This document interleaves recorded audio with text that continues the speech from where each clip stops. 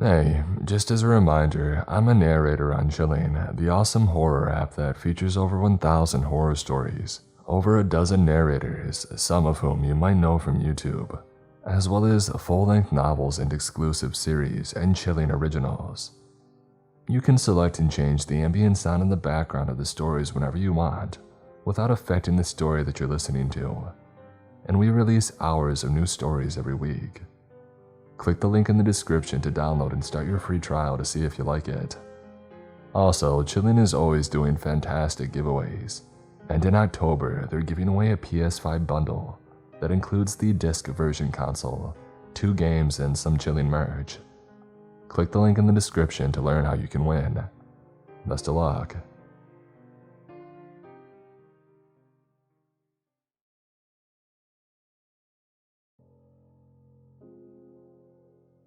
A lot of you will have seen this on the news about a year and a half back.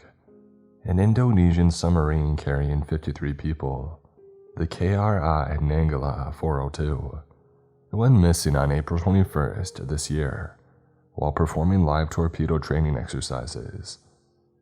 It disappeared 100 kilometers off the north coast of Bali, a little while after being given permission to descend into deeper waters.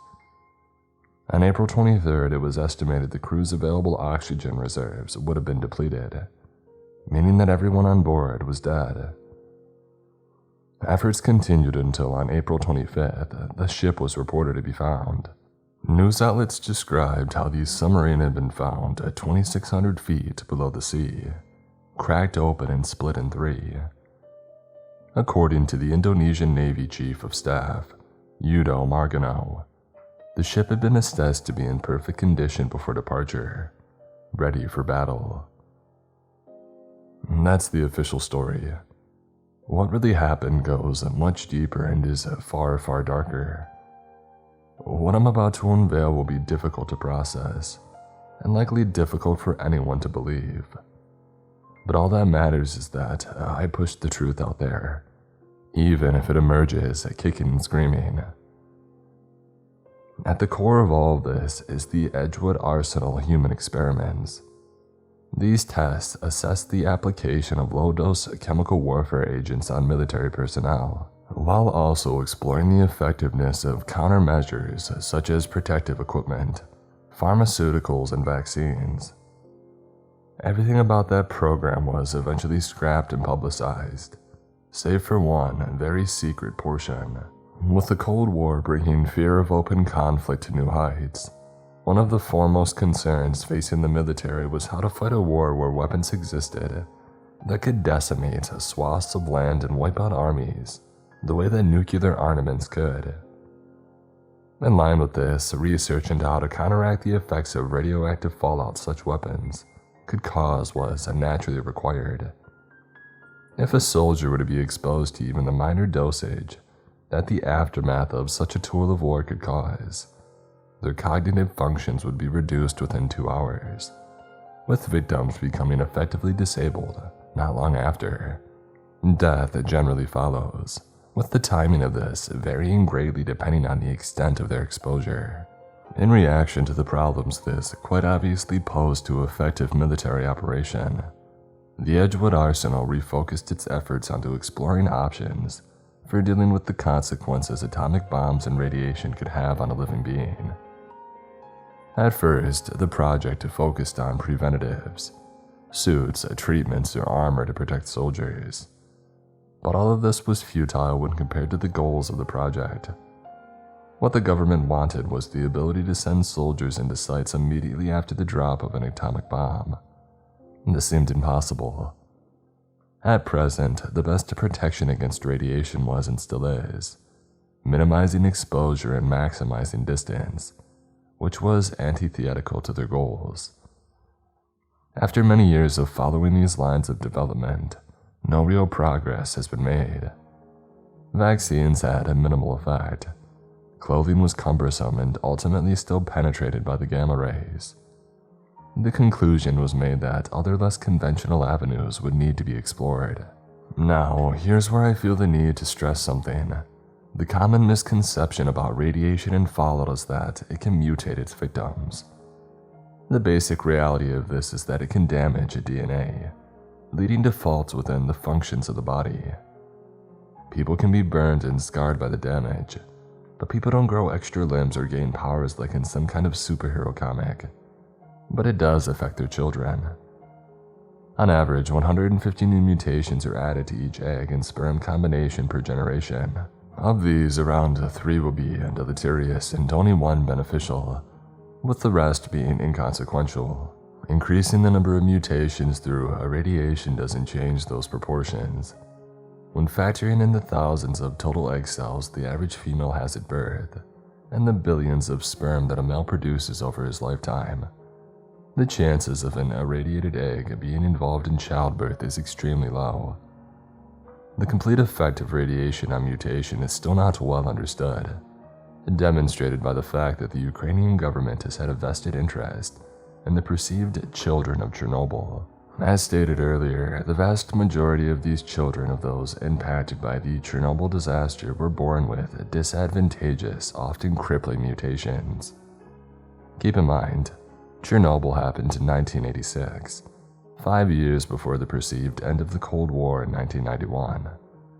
Officially, the Edgewood Arsenal human experiments ended in 1975, but as I've stated, they didn't. Instead, they intensified their testing to include mutation breeding, human mutation breeding. They wanted to genetically modify humans to be able to survive intense radiation, not just to have them as soldiers capable of entering and residing within a fallout zone, but as a springboard to further and more efficient genetic manipulation. If they could create a strain of men and women who could produce eggs and sperm, immune to the effects of acute radiation poisoning, they could breed humans like dogs, selectively mixing, matching, and modifying for the desired traits. They could play God. The method they eventually found to be most efficient was ion beam technology, though this wasn't applied until the 90s. With it, they could delete multiple bases from the genome, compared to traditional sources of radiation, like the gamma and X-rays. Ion beams proved to cause more breaks in the DNA. While this resulted in them being more difficult to weave back together, it allowed for much more drastic changes to be made. The driving force behind this project was a push for progress, not safety. By this point, you're likely either calling me a conspiracy theorist or wondering how I could possibly come to know about something like this, which is fair. The truth of the matter is that my father worked on this project, and it changed him. Much of what I'll be reporting here will be in his words. He was always the stoic type, intent on keeping his work and home life far separate from one another.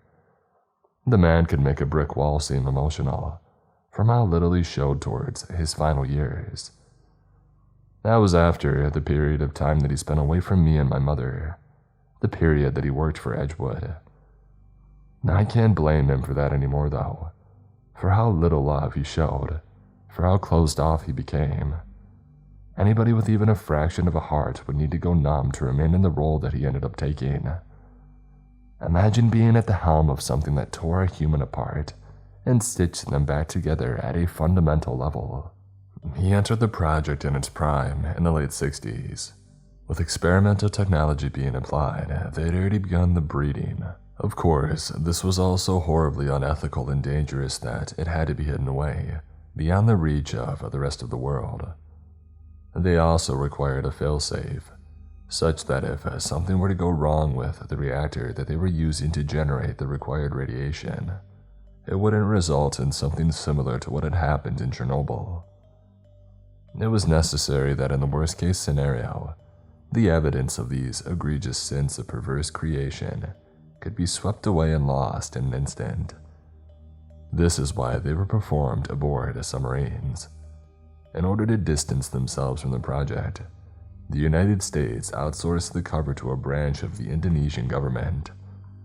Under this arrangement, they could label the vessels and staff under the wing of the Indonesian National Military Naval Force. It was an efficient cover, considering that around this time, Indonesia was known as one of the largest naval powers. It was only after seeing the news about the KRI Nanggala's fate that he eventually deigned to share with me what had truly happened aboard the sub on which he had worked. It wasn't something that I had ever expected from him, given my only impression was that he had become cold and distant due to the immersion of his work. As you may imagine, I learned otherwise. He told me of the project that had become the linchpin of the Edgewood experiments, something codenamed Eden.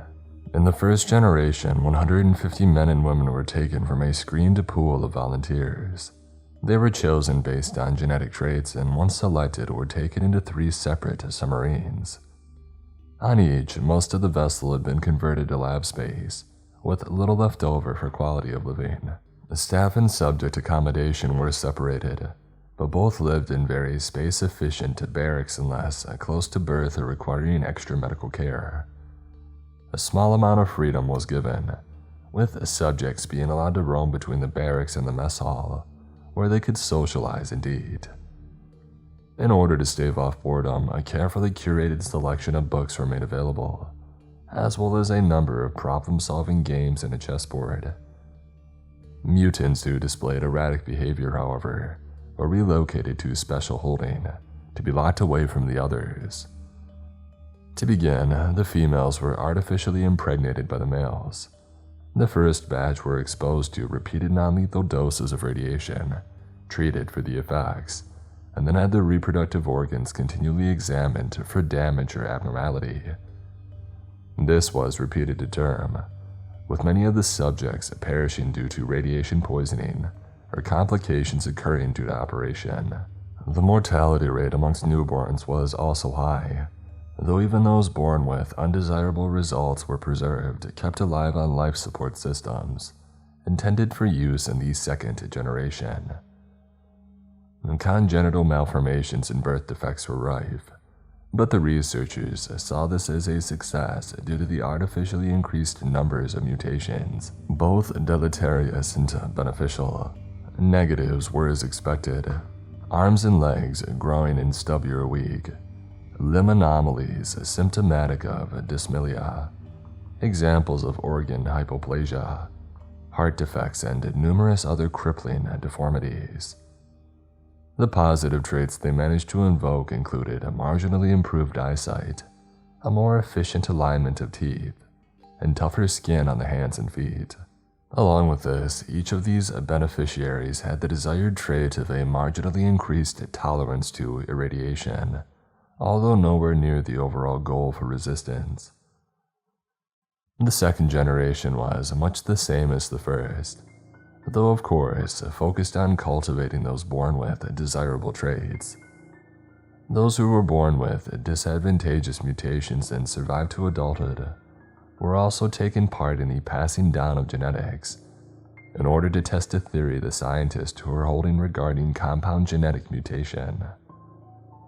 They were raised specifically for the purpose of mutation breeding, with the first generation being allowed to provide parental care in order to permit proper development. It was at this stage that my father had joined the project, scouted due to his expertise in human genetics. According to his account of the conditions aboard the sub, things were kept sterile and clean. The vessels were some of the biggest of their time, and kept a consistent depth of over 400 meters, with their locations always highly classified. Morale among those workers aboard the sub was shaky at best. Most of the soldiers, guards, and research staff were silent, save for when directly discussing work. It lent to an eerily quiet atmosphere, especially since most of the doors were soundproofed and airtight. Occasionally, when a certain set of doors were open at a certain time, the unnatural, warped moans of deleterious offspring would carry throughout the submarine's many halls, the mournful and pained noise echoing off of cold metal. When hearing this, my father could only steel his nerves, shut off his heart, and try to reassure himself that this was all for the greater good, in the name of science and of mankind. With technological advancements and lessons learned from the first, the second generation were brought through the initial stages of pregnancy.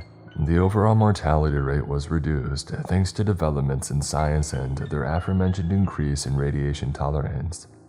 However, a marked increase in rates of cancer caused by the DNA damage in cells was found in those undergoing controlled exposure. To combat this, radiotherapy implants were used to keep those carrying potentially promising eggs alive. This process involved placing small pieces of radioactive metal within the body that would kill the cancer cells. It was ironic that radiation was both causing and being used to treat the disease, but also served to demonstrate the potential that it could have should the Edgewood experiments prove fruitful. Antenatal screening, however, identified some problems. Many of the fetuses were found to be holding abnormalities and mutations that could prove to complicate the pregnancies. They had grown too large and too quickly, requiring a far greater amount of nutrients from the mother.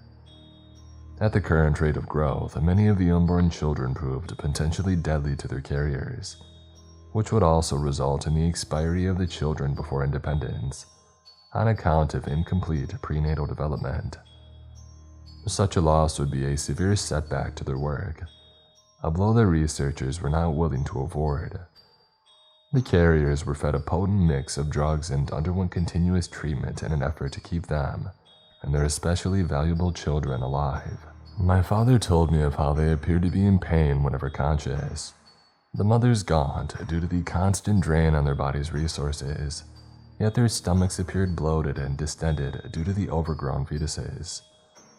Some begged for death, and others said she didn't feel that what she was carrying was even hers, that it was a parasite. Others, in their drug-induced euphoria, spoke of how they were bringing on a generation of gods, of how proud they were to sacrifice their bodies for their children, to be harbingers of such progress.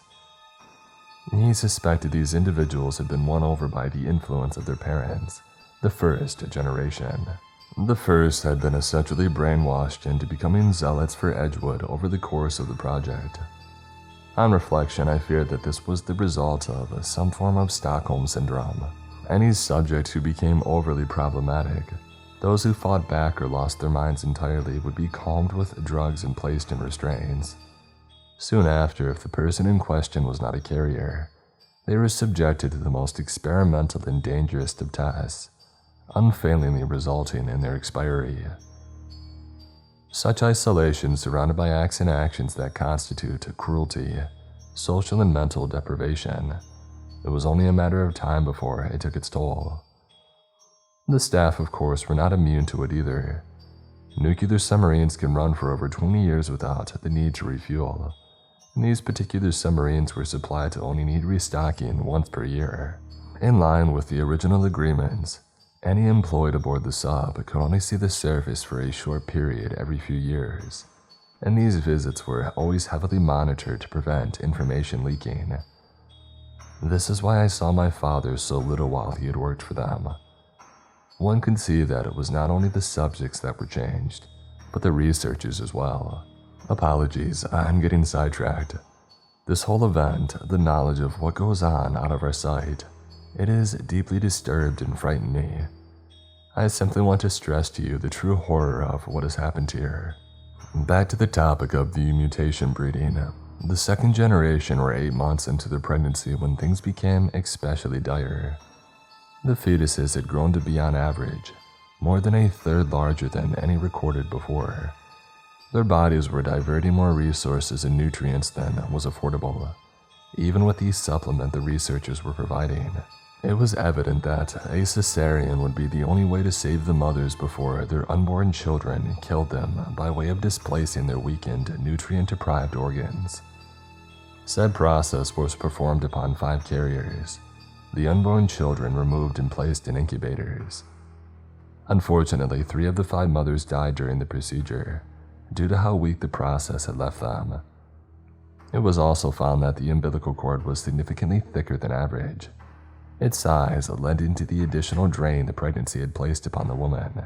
As for the children, 4 of them were ultimately deleterious and 1 beneficial.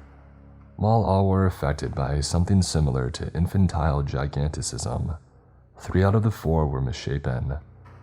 All four had many of their bones grown in too stiffly to allow for effective movement, and their muscle mass had developed too densely in random clusters, leaving them crippled. Despite this, they successfully inherited a number of beneficial traits from their genetic parents, although these pros were heavily outweighed by the aforementioned cons. The mutant who inherited and developed purely beneficial traits received the most attention. The child was born with additional naturally occurring growth hormones and cells that reproduced at a faster rate, yet these were all non-cancerous. Their body was balanced to accommodate each additional trait. After a full assessment, it was observed that the child should have likely been carried to an increased term of 16 months, nearly double that of a normal pregnancy, rivaling the cycle of significantly larger mammals. Having found this, along with the fact that 3 of the deleterious children died within weeks, it was decided that efforts would be made to bring the other pregnancies to the full extended term, despite the risk of the mothers. Researchers hoped that by minimizing prematurity they would see improved results. The experiments continued with the vast majority of Edgewood's manpower and resources directed to the survival of the carriers and the fetal third generation. Week by week, month by month, the project progressed. It was easily observable, the strain placed upon those bringing to bear the crucial next wave. Due to the extreme pain and mental anguish the situation was causing the subjects, induced comas were considered to alleviate their suffering. After further discussion, it was decided that this would be too risky for the unborn children, as a shutdown of that degree could easily result in the mother's body failing to perform the functions vital to completing the last few months of the pregnancy. And so they were left to suffer. No amount of painkillers proved enough. How my father described the sight of these women, what they had become, what Edgewood had made them into, it disturbs me down to my core. They appeared as corpses, skeletally thin on their beds, surrounded by machines and wires, attached to IV drips, feeding and breathing tubes that just barely managed to keep them alive. The worst part was the state of their abdomens. It was almost reminiscent of a leech or a tick, fat and full of blood. They were swelled to unbelievable sizes, the skin stretched and pulled tight across the shapes that pressed and pushed with their oversized burdens within. Veins pulsed visibly about them, and when under direct light, one could see the form of the budding mutants still growing, still feeding off their carriers' vitals. This whole time, the 2 surviving prematurely delivered infants were still in intensive incubation. All 5 of the mothers who had cesarean sections performed upon them died within 3 months, their bodies unable to recover from the immense stress the pregnancies had placed upon them. While this could have been attributed to trauma from the operation or chemical imbalance caused by drugs, it suggested that a similar fate should have befallen those still carrying, and yet it did not. The numerous second-generation women, even though they lay on the edge of life, suffering unspeakably, they continued to live. At this stage, they were more their children than they were themselves.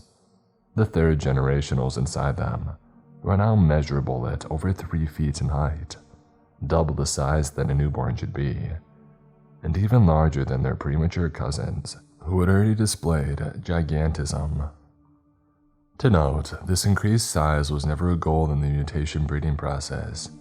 It appeared as a necessary side effect to the other beneficial changes, and those who did not adapt appropriate size increases were unable to house the additional cell count that occurred as a result of cancerous effects caused by the irradiation. In the lead up to the burst, the first generation and second generation males had been allowed to see the carriers less and less. They had begun displaying unsettling behaviors, and it was feared they could become violent towards staff or deleterious mutants. When visits were allowed, they were heavily monitored, with physical contact strictly prohibited. The only reason it was permitted was for the sake of the bearers, as symptoms of severe depression were becoming evident. Often enough, these would consist of the visitors humming to these semi-conscious carriers, kneeling as close to their beds as permitted, uttering whispered and incomprehensible prayers. As the 16th month approached, it was evident that the births could not occur naturally. The unborn children were far too large and the mothers were far too thin, which endangered the lives of both. They were deemed close enough to full term that a cesarean would be acceptable, their goal of allowing for full development all but fulfilled, and so the operations began. As soon as the vertical incisions were made, there was a flood of amniotic fluid. The uteruses had been stretched to accommodate nearly their entire midsection, leaving barely any room for the carrier's stomach and other core organs. The thick yellow fluid gushed out like a sliced cyst, flooding down off the operating table in a stinking wave. It was the same for each procedure, everyone beginning with the piercing of that overfilled, oversized womb. Soon after, the infants were extracted and taken into care, each one huge and heavy as was anticipated. The mothers were left looking like deflated balloons, and within an hour of the freakishly large umbilical cords being removed, they were dead. Their only reason for living at that stage had been to facilitate the growth of their children, and the task had left them with nothing. Examination of the newborns themselves yielded shocking and incredible findings. While the majority were born expressing overall deleterious mutations, a full third were advantageous. This was a significantly increased ratio, considered a resounding success, especially when looking at the mutations themselves. The most successful displayed among other enhancements were the following traits: skin 3 times thicker than the average human, considerably larger overall size with notably longer arms, legs, and digits, larger eye sockets and appropriately sized eyes, significantly increased cell regeneration, lending to increased healing factors, increased muscle density, significantly faster developing and stronger teeth and bones, and finally, and most importantly, extreme resistance to the effects of radiation. This was a brilliant progress for the project, plainly demonstrating the potential of mutation breeding. While they were still tentative as to how these third-generation mutants would develop mentally, those overseeing Edgewood were eager to push for more. Due to the fact that many of the first and second generation were now dead or mentally deteriorated due to the longer-term effects of the irradiation, raising the new arrivals became the full responsibility of the staff. Specially selected behavioral experts were brought on board during the next resupply to assist with this. As the rate of growth and increased strength the third generation exhibited meant that if they became volatile in ways similar to the predecessors, it could prove severely dangerous. While one portion of Edgewood focused on this undertaking, another was researching the newest technology applicable to mutation breeding, ion beams. With how resistant the third generation was to the effects of radiation, the additional damage such methods could cause was of little concern. It was still highly experimental, having only been tested on plants, but in the deleterious survivors of the second and third generation, there was plenty of stock to work with. This marked the beginning of a fast and violent downward spiral in terms of the last dregs of moral integrity within the project. Over the years that it took for the newest mutants to grow, this aggressive testing and experimentation yielded promising results. Negative traits could be selectively identified and eliminated, though on those who lacked proper resistance to the radiation, it was a severely harmful process. The price of progress was lives, the lives of first and second generation mutants, as my father and his colleagues used everything at their disposal to prepare for ushering in a perfect fourth generation. In this pursuit, they selected one female from the third generation, one who displayed the most promising traits to bear further mutant children. Very few third-generation females were considered eligible to bear children successfully. While it was hoped that the use of ion beam genome editing could make the next cycle of births come easier, they couldn't be certain. After much deliberation, it was decided that in order to minimize risk and spare both the staff and the mutant from a possible repeat of the last round of births, she would be lobotomized. She was hooked up to machines and tubes that would ensure she received the required nutrients and that her body performed the necessary functions to facilitate her purpose, to be the ultimate surrogate for the fourth generation. It was for this reason that she was given the codename Eden. She was strangely beautiful according to my father, around 9 feet tall with long blonde hair and brown eyes. Her features kindly displayed her unnatural size and strength. Before the procedure rendered her a living husk, Eden was apparently gentle, accepting of her circumstances, and considerate even to the staff. When she spoke, it would unnerve the unprepared, as in opening her mouth, she revealed her teeth. They were tightly packed with a second row behind the first. Each tooth was sharp and fine, especially her canines. She wasn't told what was going to happen to her when she was brought in for the lobotomy, but somehow she knew. Even as the anesthetics were applied and she was placed upon her specially constructed birthing throne, she gave a soft smile before she slapped and spoke a single sentence, the last that she would ever utter.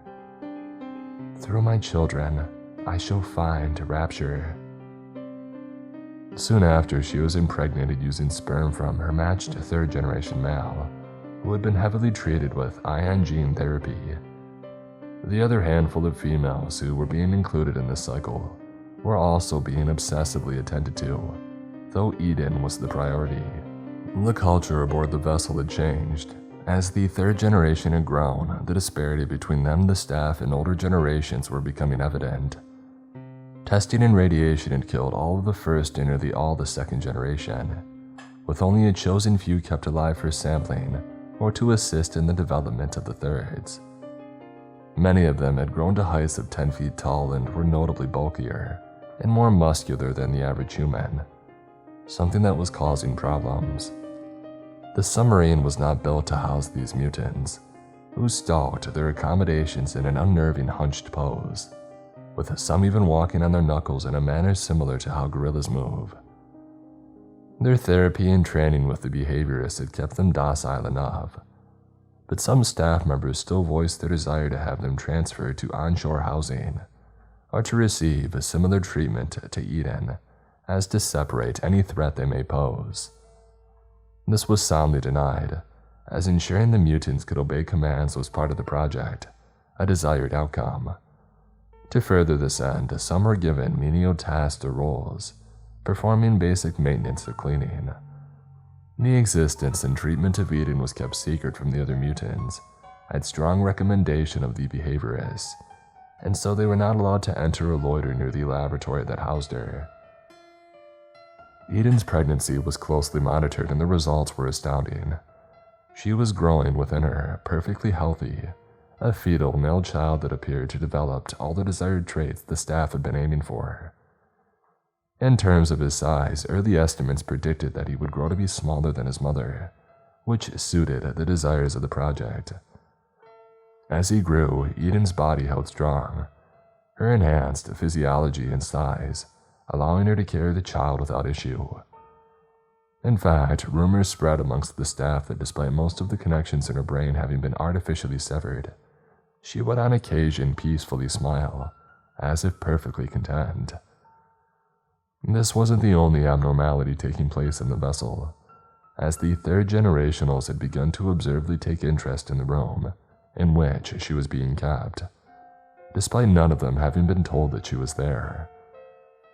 While on duty or being escorted from room to room, the otherwise obedient mutants would stop and stare in her direction, needing to be physically shaken in order to wake them from their momentary stupor. When the time for the delivery finally came, it went without a hitch. No harm came to Eden and her son was born. He did not cry, which worried the staff, but he was perfectly healthy. In fact, he was more than they had hoped for. But simultaneously at the moment of his birth, all of the other third-generation women miscarried. Their pregnancies somehow failed at the same time in a catastrophic setback for the project. Despite there being no signs of tampering, it was officially recognized as some kind of sabotage. There was simply no other scientific explanation for it, but my father tells me that he feels it was something else, not inexplicable, as not only had the pregnancy failed, but the carriers were left barren. To put it more scientifically, all of the eggs of the third-generational females had died. The only one left capable of bearing children and carrying on the project was Eden, and the single living fourth-generational was Adam. Resultantly, the survival of the Edgewood experiments lay upon their shoulders. Half a century of work had been tarnished, but too much had been invested into the project for it to be for nothing. Thankfully, Adam was enough, and as he grew meticulously raised by the behavioralists, he demonstrated enhanced intellect. His IQ and problem-solving abilities far above what they should be for his age at each stage of development. His cells proved to be almost entirely immune to the effects of radiation. His reaction speeds and strength also beyond anything seen in even Olympic-level athletes. On top of this, he could pass as a normal human, being only a little over 6 feet tall and having inherited his mother's attractive looks. While quiet, he was polite, compliant, and soft-spoken, with a philosophical streak. As Adam grew, however, the staff did not sit idle. Once again, they cultivated and edited a desirable genome within one of the male mutants and then inseminated Eden. Surprisingly, however, the process had failed. Eden was healthy and her body without fault, but the attempt did not result in fertilization. They tried again, and once more they were met with failure. And again, even when trying to use samples from the original father of Adam. In an effort to solve this, they compared the genes of Eden, Adam, and the original donor mutant, and the results were baffling. Despite exhibiting many of the same beneficial mutations, Adam shared no genes with the donor. In every biological way, he was not the son of that mutant. Once again, an aspect of the Edgewood experiments had denied a scientific explanation. If he shared no genes from the donor, he should be a clone of his mother, and while he did display half from Eden, the other half did not match any held on record. It seemed that the unknown half contained all of the genetic information that had made him into the perfect product that he was. Faced with an incredible barrier that threatened to stall the engine of their progress, while at the same time identifying what could be perceived as a miracle, a decision was made. The staff would attempt to fertilize Eden with Adam's genes.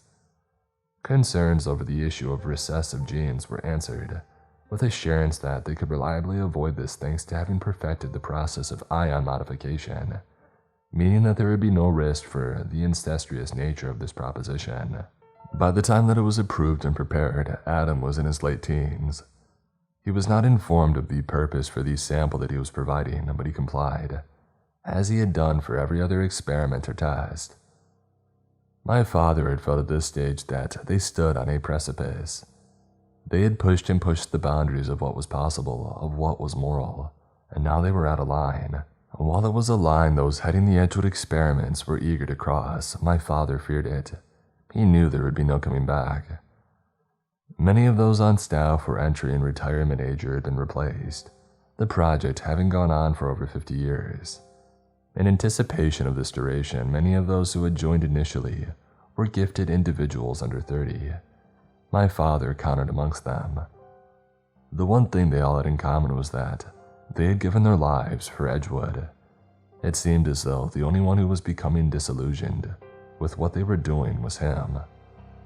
Ultimately, it was not his decision. It was done, and everybody who had worked on and held stake in the project held their breath as they waited to see if these unknown genes would yield results. Soon enough, they had their answer. Eden was pregnant once more. My father had reached his tipping point. He wanted off the project, but knew if he made his exit the wrong way, he would have to live the rest of his life looking over his shoulder. He resolved that he would await his next leave, and then request to withdraw from the project. In the months that followed, scans revealed that Eden was carrying a girl, though one that was developing very differently to Adam. The fetus appeared to be developing a myriad of both beneficial and deleterious mutations, including extreme gigantism, multiple supernumerary body parts, additional limbs, digits, teeth, and organs, a malformed spine, and misshapen features.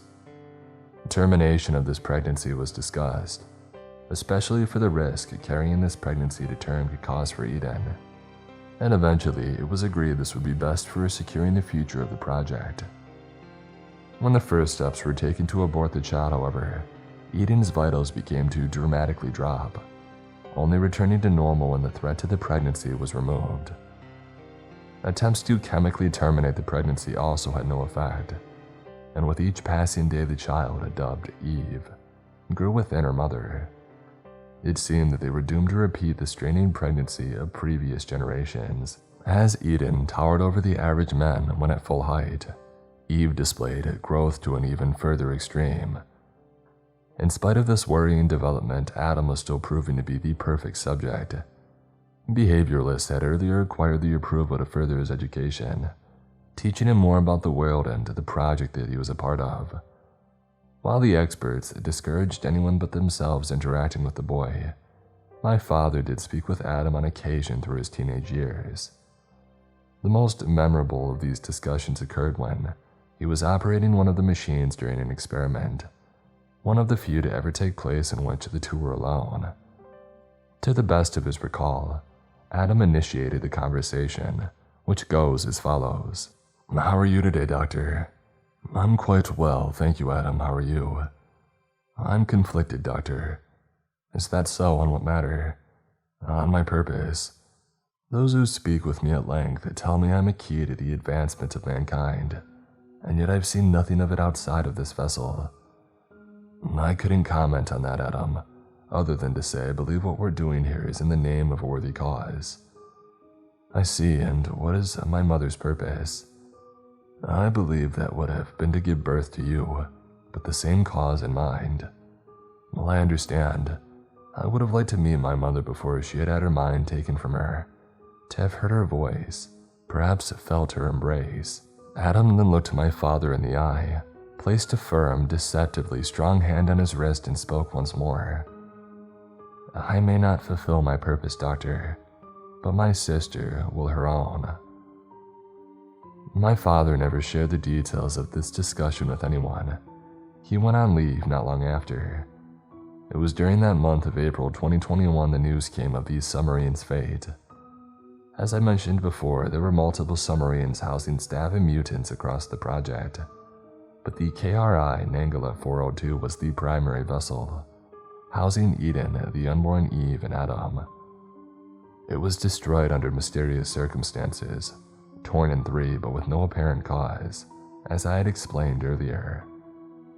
Called in for a debriefing, my father heard the contents of the recovered black box and final radio interactions from the ship. There was screaming, alarms blaring, the sound of metal being rent and strained. Smashed his staff, yelled and ran. There was gunfire and an ungodly roaring, one that he described as being filled with pain, rage, and hate. My father swears that he could make out the sound of tearing flesh and breaking bones behind it all. This went on for several minutes, before everything was quiet, save for the sound of gushing water and faltering alarms. And then near the end of the recording, he heard a voice he recognized as belonging to Adam. "Sister, you are perfect." Immediately following this was the violent sound of what could be deducted as water filling the submarine, drowning out any other noise.